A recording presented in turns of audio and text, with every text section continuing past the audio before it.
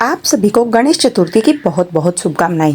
आज की इस वीडियो में हम जानेंगे कि गणेश चतुर्थी के दिन हम घर पर गणेश जी की स्थापना और पूजा सरल विधि से कैसे कर सकते हैं। तो देखिए, सबसे पहले तो जिस जगह पर आपको स्थापना करनी है उस जगह को अच्छे से साफ कर ले। एक चौकी लगा लेंगे, जैसा भी आप सजाना चाहे वैसे चौकी को सजा सकते हैं।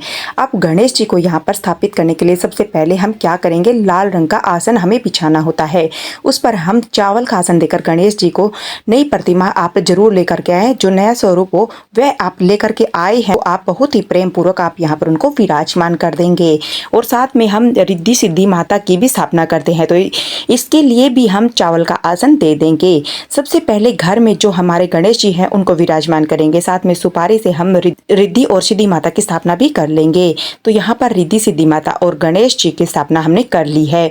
अब इसके बाद हमें कलश की स्थापना करनी होती है। तो देखिए, थोड़े से चावल की ढेरी लगाकर, यानी थोड़े से चावल डाल करके उसके ऊपर हम कलश रखेंगे। कलश को कंठ तक जल से भर लेंगे। अब इसमें हल्दी की गांठ डाल देंगे। हल्दी सूखी ना हो तो आप हल्दी पाउडर भी ले सकते हैं। साथ में एक सुपारी, सिक्का, थोड़े से चावल और दुर्वा घास आप जरूर डाल दें। इन पांचों चीजों को डालने के बाद में उसके ऊपर हम आम के पत्ते हम लगा देंगे। पत्तों पर आप तिलक कर दीजिए, और आम के पत्ते ना मिले तो अशोक के पत्ते आप ले सकते हैं।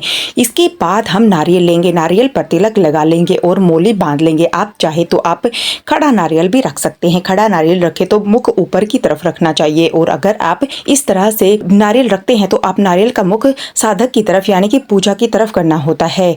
तो आप इस तरफ से रख दीजिए। अभी हम खड़ा नारियल रखेंगे, तो खड़ा नारियल जब भी आप रखें, नारियल का मुख ऊपर की तरफ होना चाहिए। तो इस तरह से हम कलश की स्थापना कर लेंगे। अब हाथ जोड़कर हम गणेश जी से विनती करेंगे कि हे भगवान, मैं इतने दिन के लिए आपकी स्थापना कर रही हूँ या फिर कर रहा हूँ, आप मेरी मनोकामनाओं को पूर्ण करें, और अगर पूजा में कोई गलती हो जाए तो मुझे क्षमा करें। इस तरह से संकल्प करने के बाद में आप पूजा शुरू करेंगे। तो पूजा में सबसे पहले हम घी का दीपक जलाएंगे। यहाँ पर आप चाहे तो अखंड दीपक भी जला सकते हैं या नॉर्मल दीपक भी आप जला सकते हैं। तो मैंने यहाँ पर नॉर्मल दीपक जलाया है। आप अपनी सुविधा के अनुसार अखंड दीपक भी जलाना चाहे तो जला सकते हैं। फिर हम जल के छींटे लगाकर भाव स्वरूप सभी को हम स्नान करा देंगे। तो यहाँ पर हमने सभी को स्नान करा दिया है। इसके बाद में हम रोली से तिलक करेंगे। तो गणेश जी को, माता रिद्धि सिद्धि को और कलश जी को, सभी को हम तिलक कर देंगे। तो पहले हम सभी को रोली से तिलक करेंगे, उसके बाद में हम चंदन से तिलक करेंगे। चंदन से तिलक करने के बाद में सभी को हम अक्षत यानी कि चावल समर्पित कर देंगे। इसके बाद में हम वस्त्र स्वरूप जनेऊ समर्पित करेंगे। देखिए, पीला जनेऊ मिल जाता है तो बहुत अच्छी बात है, लेकिन अगर पीला जनेऊ नहीं मिलता है तो जो सफेद जनेऊ होता है उसे थोड़ा सा चंदन लगा देंगे, तो यह पीला हो जाएगा। तो अभी हम दोनों को, हम गणेश जी हैं उनको भी जनेऊ समर्पित करेंगे। वस्त्र के रूप में हमें कलावा समर्पित करना है। अगर आपके पास जनेऊ नहीं है तो कोई बात नहीं, आप कलावा जो है उसको भी 7 बार लपेट करके गोल गोल जनेऊ बना सकते हैं और वह समर्पित कर सकते हैं। अब गणेश जी के लिए आपको लाल रंग के फूल मिल जाए तो अति उत्तम है, क्योंकि लाल रंग गणेश जी को बहुत प्रिय है। लेकिन अगर लाल रंग के फूल ना मिल सके तो जो फूल भी आपको मिल पाते हैं वह आप फूल जरूर समर्पित कर सकते हैं।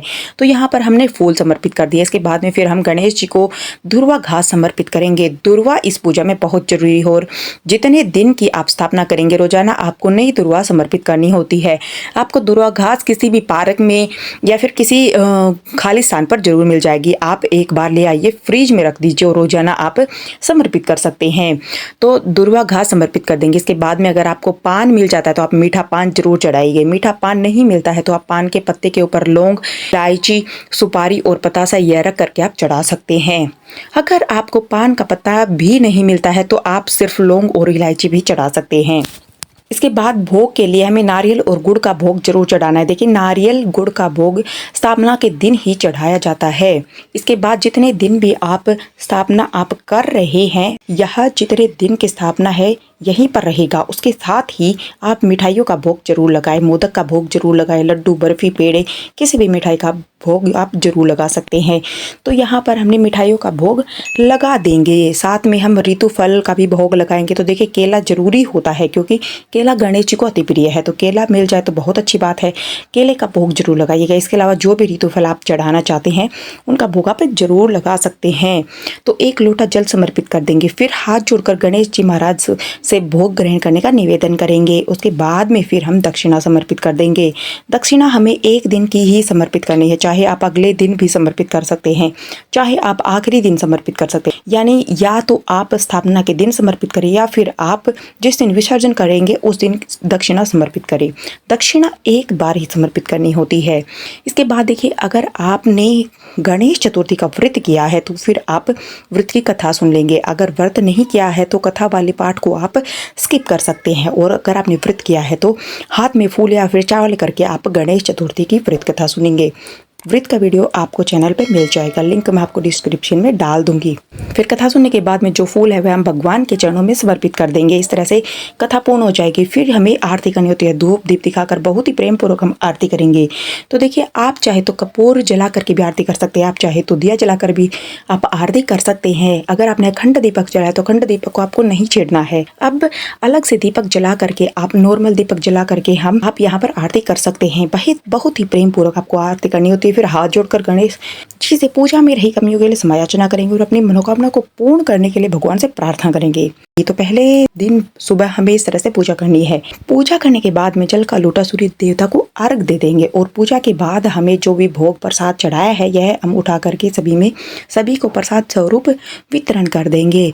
इस भोग प्रसाद को सारा दिन नहीं रखा रहने देंगे, बस सिर्फ जो नारियल और गुड़ है वह रखा रहेगा। बाकी जो भी भोग प्रसाद आपने चढ़ाया हुआ आप भक्तजनों में बांट सकते हैं। इस तरह से हमारी सुबह की स्थापना पूर्ण हो जाएगी। तो फ्रेंड्स, स्थापना सिर्फ पहले दिन ही करनी है, उसके बाद आपको रोजाना सिर्फ पूजा करनी है और शाम के समय भी हमें चौकी पर ही दीपक जलाकर गणेश जी की आरती करनी होती है और भोग समर्पित करना होता है। इस तरह से आप जितने दिन की स्थापना करना चाहे उतने दिन तक बहुत ही सरल विधि से आप गणेश जी का पूजन कर सकते हैं। अगले दिन आपको पूजा कैसे करनी है, पूरे 10 दिन तक पूजा कैसे करनी है और विसर्जन कैसे किया जाता है, इससे रिलेटेड वीडियो मैं आपको फिर अपने चैनल पर दे दूंगी। तो दोस्तों, यह थी आज की वीडियो। आपको कैसी लगी कमेंट बॉक्स में जरूर बताएं और आप गणेश महाराज के सच्चे भक्त हैं तो चैनल को सब्सक्राइब करें, वीडियो को लाइक करें और ज़्यादा से ज़्यादा शेयर करें।